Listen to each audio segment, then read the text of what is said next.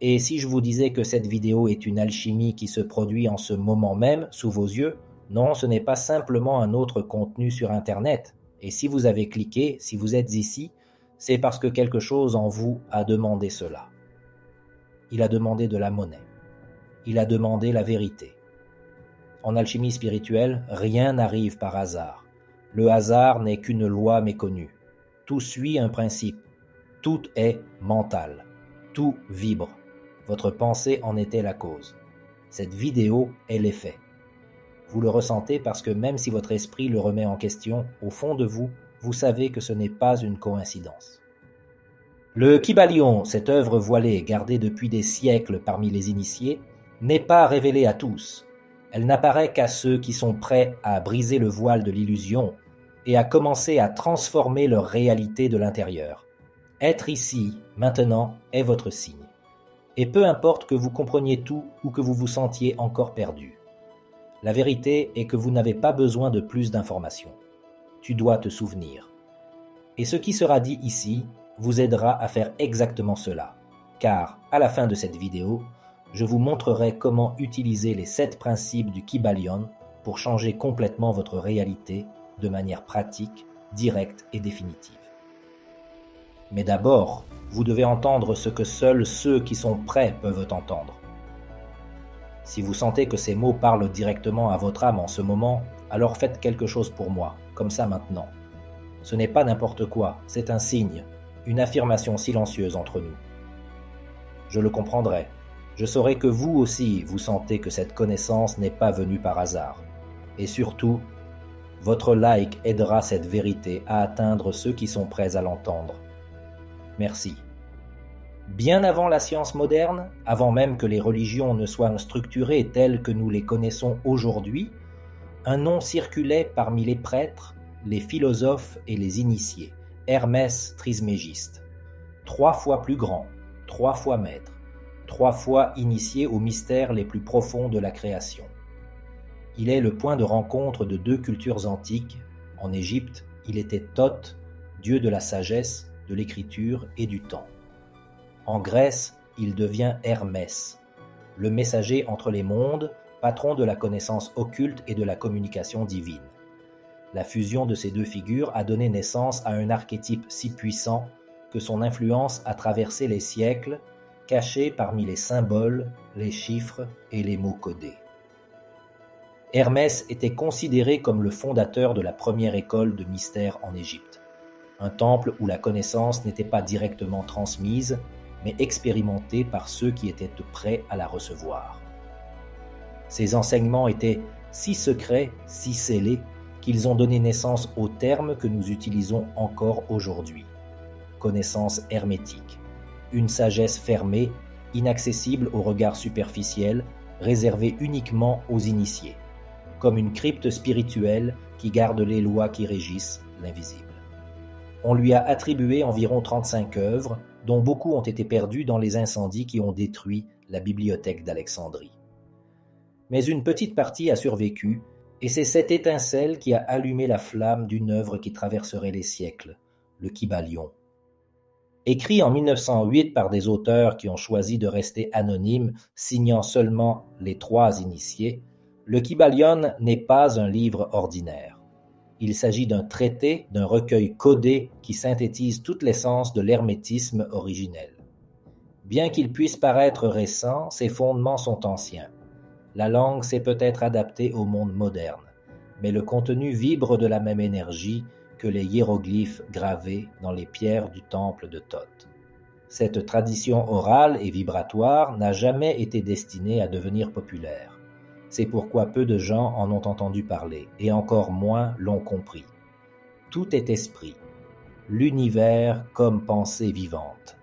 Et c'est précisément à cause de cet héritage silencieux, transmis de manière presque invisible, que le premier principe révélé dans le Kybalion a un impact si profond. Le mentalisme. Selon cette loi, tout ce qui existe, absolument tout, est esprit. L'univers entier, avec ses planètes, ses galaxies, ses cycles de la nature, ses émotions humaines, ses idées et ses souvenirs, est une pensée vivante vibrant dans la conscience du tout. Ce n'est pas une métaphore. pour les initiés, c'est littéral. Vous n'observez pas l'univers de l'extérieur. Vous êtes à l'intérieur. Plus que tout, vous êtes dans l'esprit de Dieu. Imaginez un esprit si vaste, si puissant, que tout ce qu'il pense se manifeste comme réalité. C'est l'essence du tout, la conscience primordiale, la source. Les hindous l'appelaient Mahatma, l'esprit cosmique. Les gnostiques l'appelaient en plérôme, les hermétistes, tout simplement, le tout. Mais qu'est-ce que cela signifie concrètement ? Cela signifie que la réalité que vous vivez en ce moment est directement façonnée par la qualité de vos pensées. Tout commence à l'intérieur. Rien ne bouge là-bas sans d'abord bouger ici. L'esprit est la matrice. Votre perception, vos schémas mentaux, vos croyances les plus profondes, tout cela fonctionne comme le pinceau avec lequel vous peignez votre existence. C'est comme si nous vivions dans une simulation, mais une simulation créée par des lois spirituelles. Et la partie la plus surprenante, vous participez activement à cette création. Vos pensées, vos émotions, vos intentions et vos états vibratoires influencent directement les événements qui vous entourent. Cette vérité est la base de tout ce que les anciens maîtres ont enseigné. C'est pourquoi Bouddha a dit que la souffrance naît de l'esprit.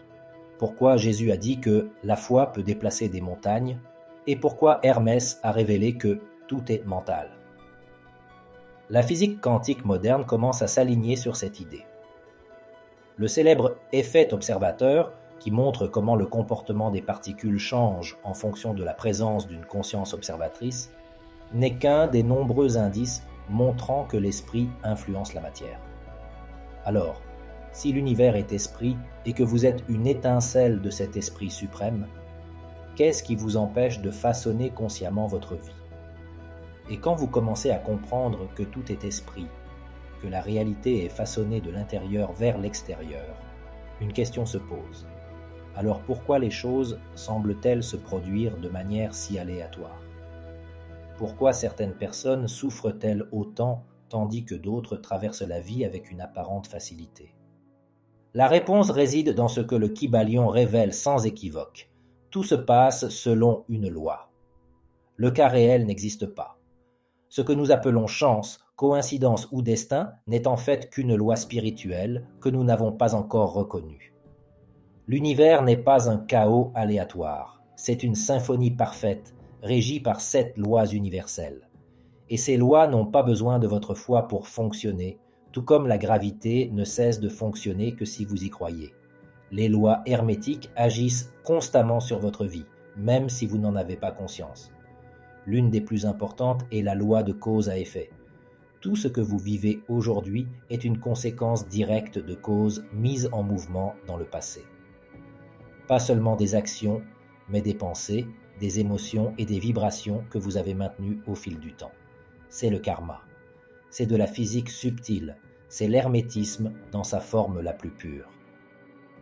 Pour illustrer plus clairement ce principe, je vais partager avec vous une courte histoire qui le représente parfaitement.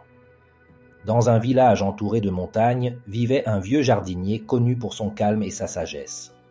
Chaque jour, il prenait soin de ses plantes avec beaucoup de patience, même lorsque le soleil brûlait ou que la pluie détruisait son jardin.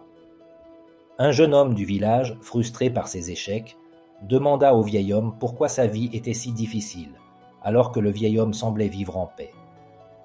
Le vieil homme sourit et dit « Viens tôt demain matin, je veux te montrer quelque chose. » Le lendemain matin, ils transportèrent une graine jusqu'au sommet d'une colline. Le vieil homme demanda au jeune homme de le planter et de revenir chaque jour pour l'arroser. Au début, rien ne s'est passé. Après des semaines, une petite pousse est apparue. Le jeune homme commença à sourire, mais un jour de tempête, la pousse fut arrachée par le vent. Frustré, le jeune homme s'exclama « Vous voyez ? Rien ne fonctionne jamais comme il le devrait. » Le vieil homme répondit calmement « Tu veux récolter un chêne avec la patience d'une fleur.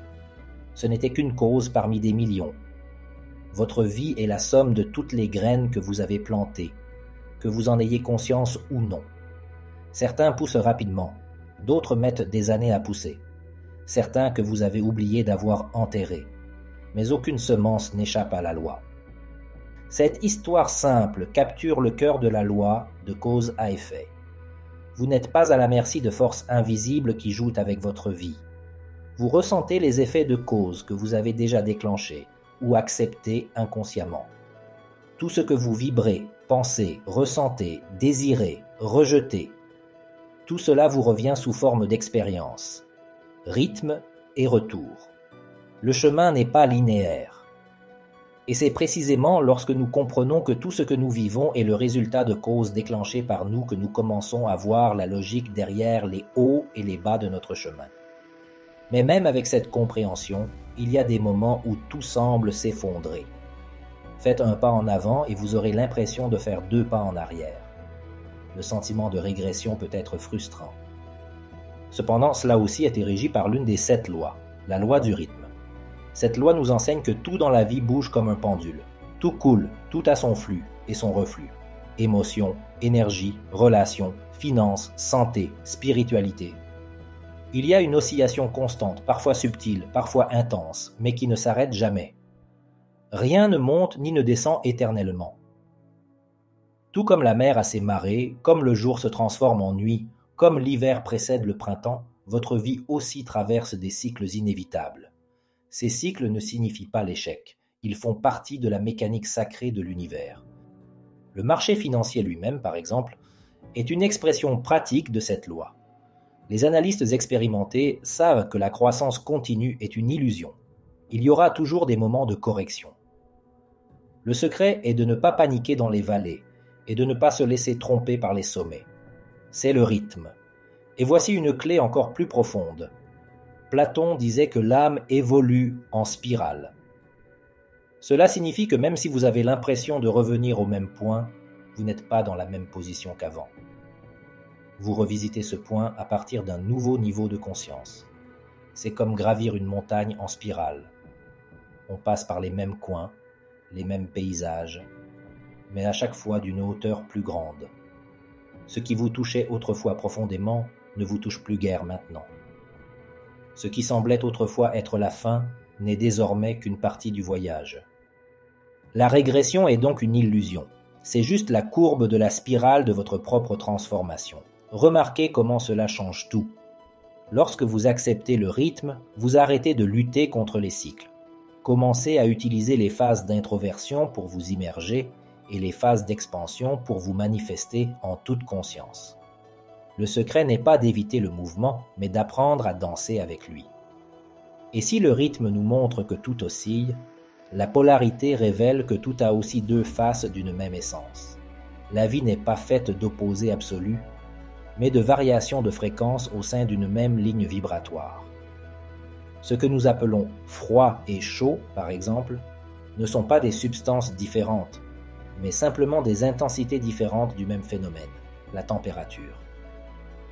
Il en va de même pour les émotions comme la peur et l'amour, la tristesse et l'excitation, le chaos et l'ordre. Ces paires apparemment opposées sont reliées par un pont invisible, le degré de vibration. Plus la vibration est fine, plus son expression est élevée. La matière vibre lentement, elle apparaît donc solide, dense, limitée. Lorsque la vibration s'accélère, la matière devient énergie. Encore plus vite, il devient léger. Encore plus vite, esprit. Et au point le plus élevé, cette vibration fusionne avec l'un lui-même, ce que nous appelons Dieu. C'est là que réside le secret de la transmutation. Vous n'avez pas besoin de cesser d'être qui vous êtes ou d'essayer d'éliminer votre ombre. Il vous suffit simplement d'élever la vibration de ce qui existe déjà en vous. La peur peut être transformée en courage. L'attachement peut devenir un amour conscient. La colère peut se transformer en action transformatrice. Et la douleur peut devenir un catalyseur d'éveil. C'est l'essence de la véritable alchimie. Ne pas transformer le plomb en or physique, mais transmuter les états internes en changeant le degré vibratoire d'un état inférieur en un état supérieur, sans nier la nature de ce qui est transformé. Tout comme un alchimiste travaille avec le feu, avec le timing et l'intensité de la flamme pour atteindre l'élixir, le praticien de la sagesse hermétique apprend à observer ses propres états internes et à agir avec l'intention d'élever sa propre fréquence. C'est l'alchimie intérieure, c'est la maîtrise vibratoire, c'est l'éveil. Et à ce stade du voyage, quelque chose commence à bouger silencieusement mais puissamment en vous, un changement presque imperceptible mais transformateur. En appliquant les principes hermétiques et en cultivant la pratique de la transmutation intérieure, vous devenez plus conscient de vous-même.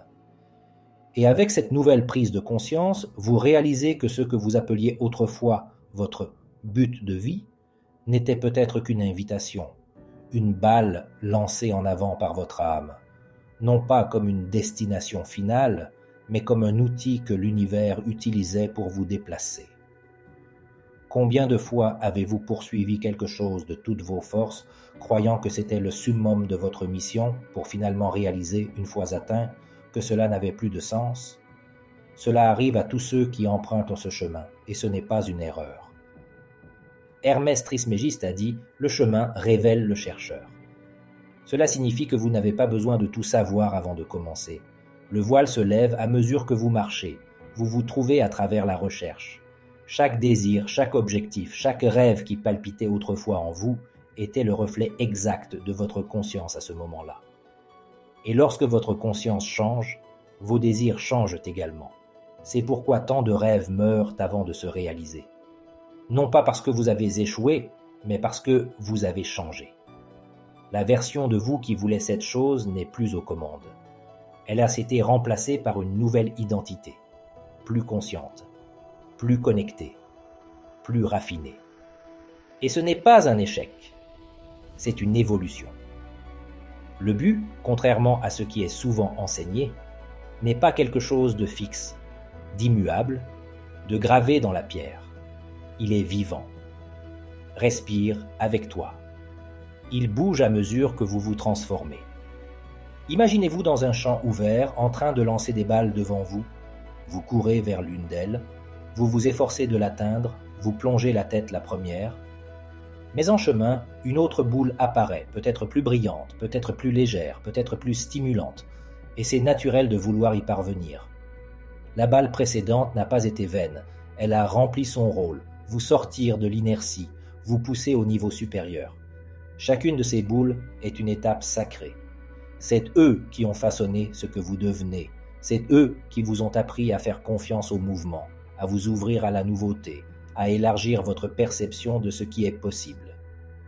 L'erreur serait de s'accrocher à une boule qui ne vibre plus avec votre âme, juste par peur de paraître incohérent. Mais ce qui apparaît comme une incohérence n'est souvent que le reflet d'une âme en expansion. Et peut-être qu'une nouvelle balle commence à peine à se montrer. Cela peut être subtil, comme une agitation au plus profond de votre poitrine, une pensée récurrente, un désir de déménager dans une nouvelle ville, de changer de carrière, d'étudier quelque chose que vous n'avez jamais envisagé auparavant. Et même si cela n'a pas encore de sens, même si votre esprit essaie de repousser l'impulsion, il y a quelque chose là, un nouveau cycle qui veut naître. C'est l'invitation de la conscience éveillée. Réalisez que le but n'est pas une ligne droite menant à un lieu. L'objectif est une spirale constamment ascendante. À chaque tour, vous voyez le monde sous un nouvel angle. Et ce qui semblait important autrefois semble désormais petit. Ce n'est pas une dévaluation, c'est de la clarté. Vous n'avez plus à vous reprocher d'avoir changé d'avis.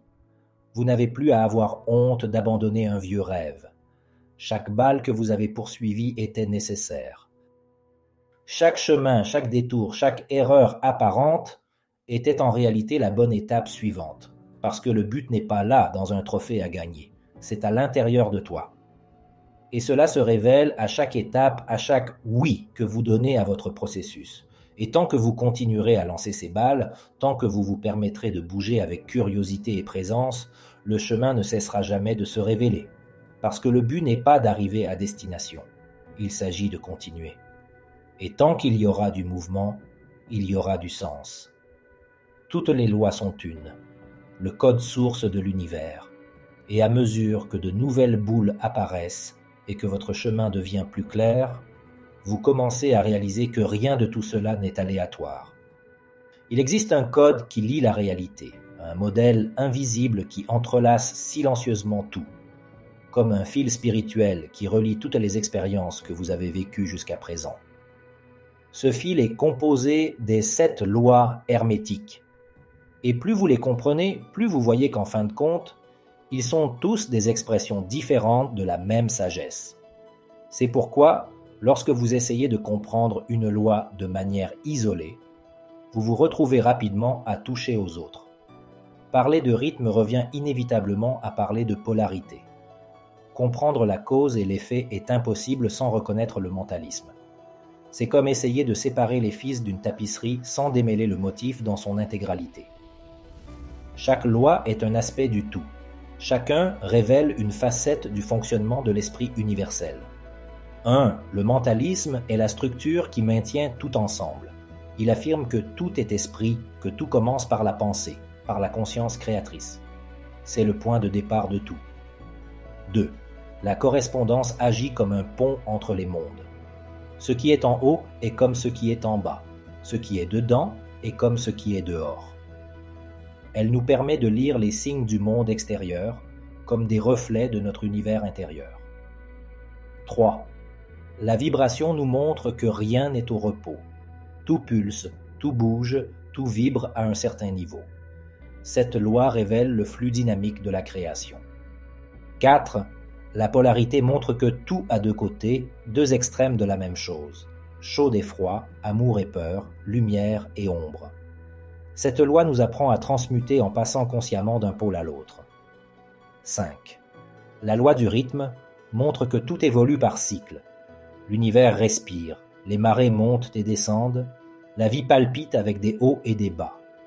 Cette loi nous invite à danser avec l'acceptation et la sagesse du temps. 6. La loi de cause à effet révèle que rien n'arrive par hasard.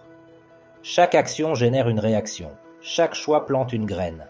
La réalité répond à ce que vous émettez, consciemment ou inconsciemment. 7. La loi du genre montre que tout contient en lui-même à la fois le principe actif et le principe réceptif. L'impulsion créatrice et le réceptacle créatif. La vie naît lorsque ces forces sont en harmonie. Ensemble, ces lois constituent la base du code source de l'univers. Je suis le moteur invisible qui anime la création. La plupart des gens traversent la vie en se laissant entraîner par ces phénomènes, réagissant à leurs effets sans savoir qu'ils pourraient y faire face consciemment. Mais ceux qui apprennent à observer ces principes en action, qui étudient et vivent ces modèles avec une attention éveillée, deviennent les alchimistes de leur propre réalité. Comment utiliser le Kybalion pour changer votre réalité une fois pour toutes ? Et lorsque le chercheur commence à voir ce grand code source qui structure la réalité, une vérité encore plus profonde émerge. L'initié ne combat pas les lois, il danse avec elles. Le Kybalion est clair lorsqu'il déclare « Le sage ne se rebelle pas contre la loi, mais la comprend et l'utilise.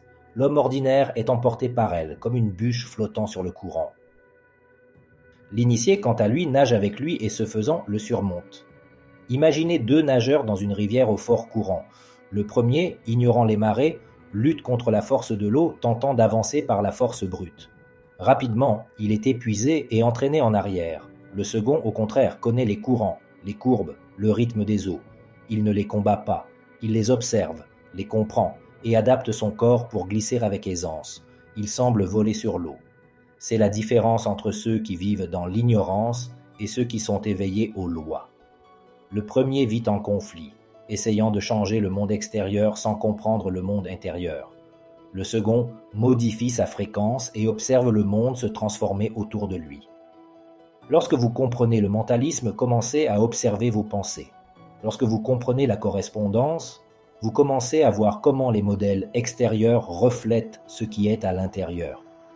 Lorsque vous comprenez le rythme, vous arrêtez de vous punir pendant les périodes de creux et commencez à respecter votre cycle ascendant. Le véritable pouvoir ne réside pas dans le contrôle, mais dans l'alignement. C'est le secret des maîtres. Ils ne cherchent pas à forcer la vie, ils s'alignent sur elle. Ils ne créent pas par l'effort, mais par la vibration. Et maintenant que vous aussi avez commencé à voir tout cela, vient la question qui change tout. Comment utiliser le Kybalion en pratique pour changer votre réalité une fois pour toutes? Vous n'êtes pas ici simplement pour admirer des concepts, vous êtes ici pour activer cela dans votre vie, et c'est possible. Il vous suffit de commencer à vivre selon ces lois. Regardons chacun d'eux maintenant, calmement, directement, avec des exemples réels afin que vous puissiez les appliquer dès aujourd'hui. 1. Mentalisme. Tout commence dans l'esprit. Votre réalité est le reflet direct de vos pensées dominantes.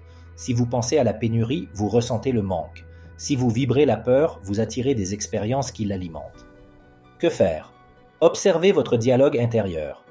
Commencez votre journée avec des affirmations positives. Visualisez chaque jour la réalité que vous souhaitez vivre, comme si elle se produisait déjà. Évitez les conversations négatives et les contenus qui vous dépriment. Exemple pratique. Au lieu de penser que je n'ai jamais assez d'argent, dites « Je crée des opportunités de prospérité chaque jour ». 2. Correspondance. Ce qui se passe à l'extérieur est le reflet de ce qui se passe à l'intérieur. Si votre relation est confuse, regardez à quoi ressemble votre dialogue interne. Si votre maison est en désordre, peut-être que votre esprit l'est aussi. Que faire? Mettre de l'ordre dans le micro. Prendre soin de sa chambre, de son alimentation, de son corps. Cela se reflètera dans la macro. Exemple pratique. Commencez à désencombrer votre espace avant de prendre des décisions importantes. Changez votre vibration et votre clarté. 3. Vibration. Tout vibre, tout est fréquence. Attirez uniquement ce qui correspond à votre vibration. Veux-tu de l'amour? Vibrez l'amour. Voulez-vous la paix? Vibrez la paix. Que faire? Augmentez votre fréquence avec le silence, la méditation, la nature, la musique, l'art, le rire, la gratitude. Exemple pratique, tenez un journal de gratitude et notez chaque jour 3 choses pour lesquelles vous êtes reconnaissant. Changez votre fréquence en moins de 3 minutes. 4. Polarité. Tout a 2 pôles. Le froid est l'absence de chaleur. La haine est de l'amour mal dirigé. Il n'est pas nécessaire d'éliminer le négatif, mais de déplacer son degré. Ce qu'il faut faire. Transmuter. Lorsque vous ressentez de la colère, canalisez-la en mouvement, en action, en art. Lorsque vous ressentez de la peur, remarquez à quel point elle devient conscience ou prudence. Exemple pratique.